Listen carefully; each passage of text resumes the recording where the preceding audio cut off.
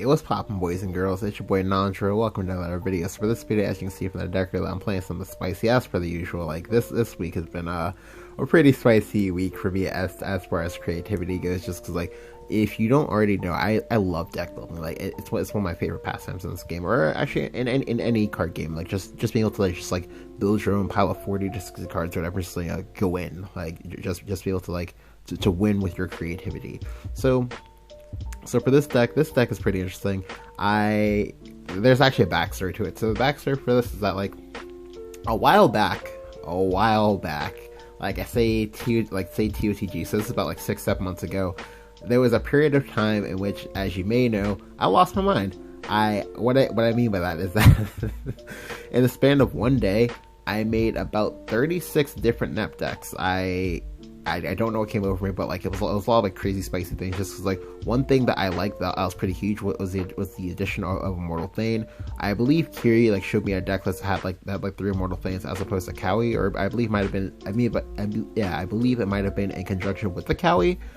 And that excited me a little bit, just because, like, at first it's like, why the fuck are you playing Immortal Thane? You're just playing it because it's like a giant 7-drop. They can play on a curve. But then it occurred to me that, oh, the thing has last words, and you can abuse the last words of the Nep. So let's go ahead and talk about the deck in full.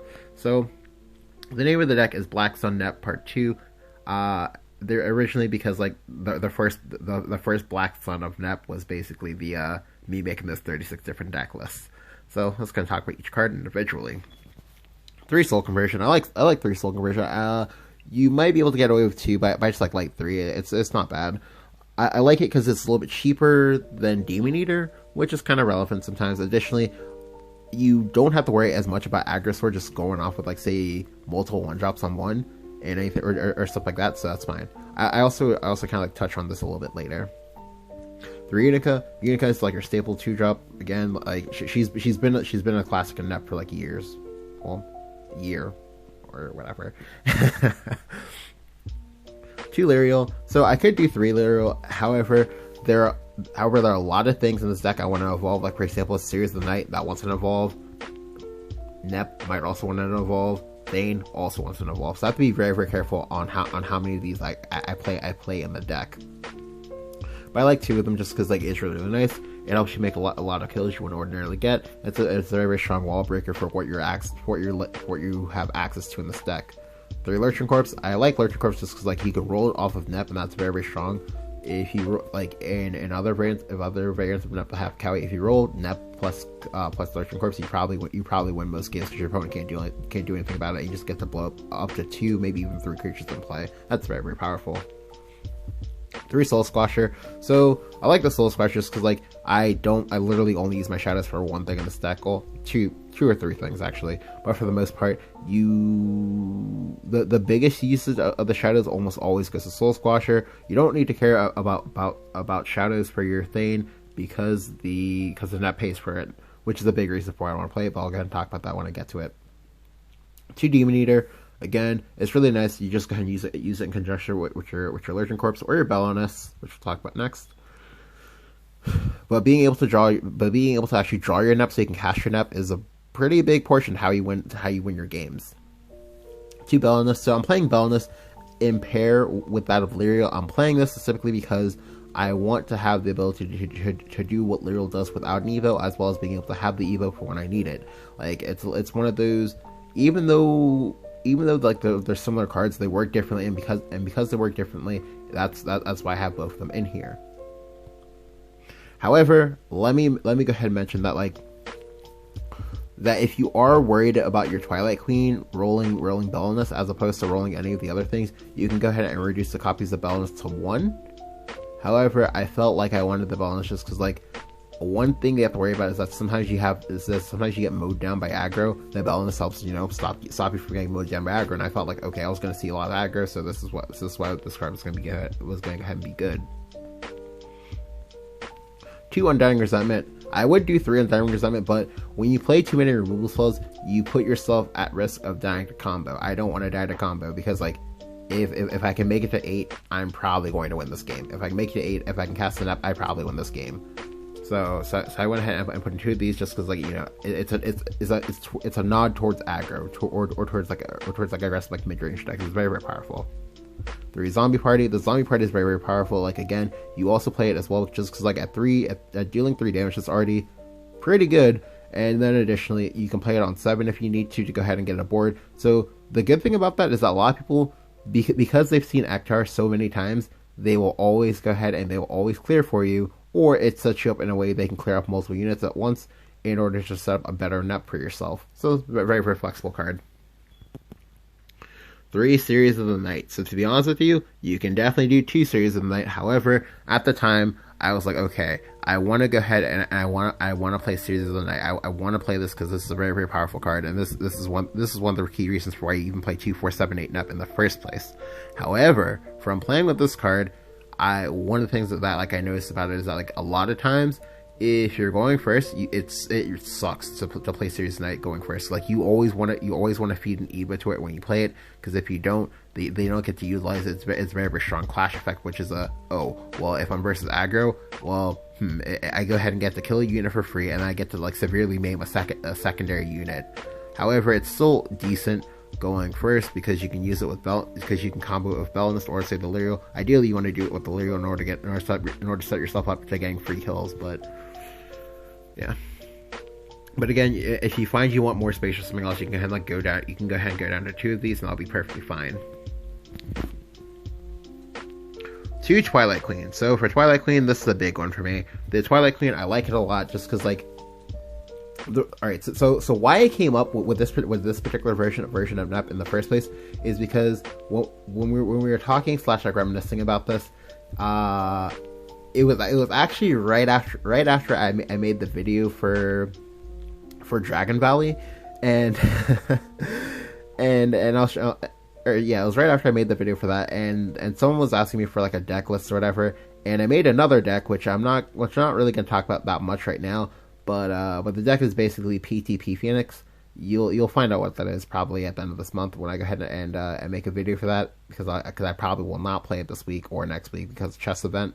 But yeah, like, so it's like when I said that, I was like, this is a pretty strong meme even for me. And then Kerry brought up the fact that, like, that I did all the things as Nep, and then he also, I don't know why, but like when he said that, like, kind of like triggered something in me, and kind of like made me realize that, oh wait, we have Twilight Queen now. Twilight Queen is actually amazing with Immortal Thane, because this means you can go ahead and get not 1 but 2 different wards.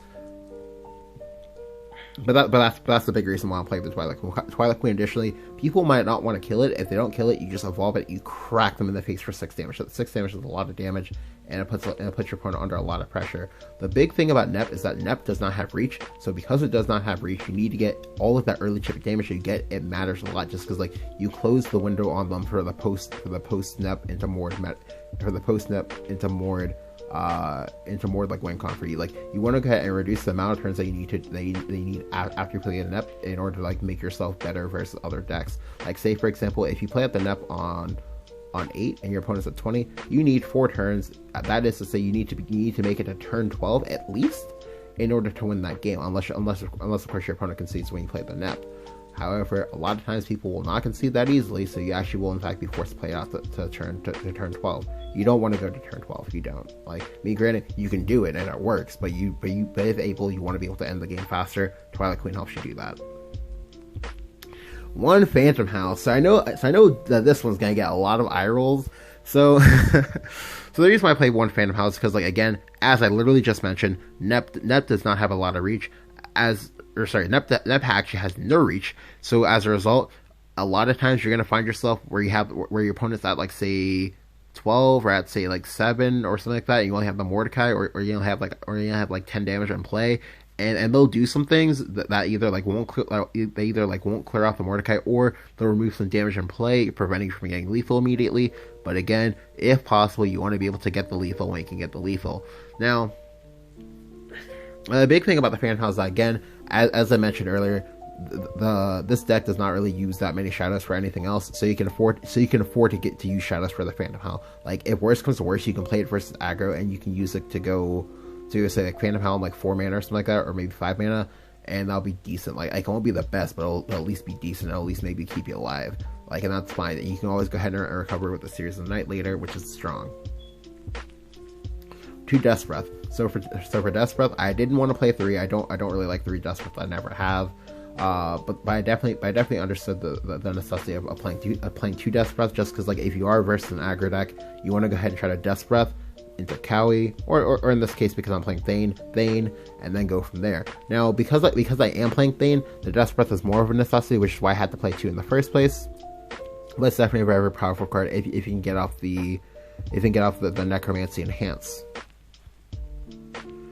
Thane. Okay, so this is the big one here. I know a lot of you guys are probably like, why the fuck is he playing Thanes? So the reason why is because like you can play it on 7. You can play it on 7. It's nice because like if your opponent hasn't figured out that you're like Nep or whatever, because my playstyle in general, like I don't actually telegraph that I'm Nep until it's like way too late, and the Thane helps me do that. Additionally, for Thane versus khawy, the healing only matters if your versus a class that has burn. If the class that your versus does not have burn, you don't need to give a fuck about whether or not the Thane heals you or not. Just because like you get a very, very solid ward if you can go ahead and suicide it. Additionally, you put your opponent under a lot of pressure, because like if you see a Thane, I guarantee you like you're going to assume that, oh shit, there's an extra coming down. I have to get rid of all this as soon as possible. If you do, I get the ward. If you don't, I go ahead and I just play a control game,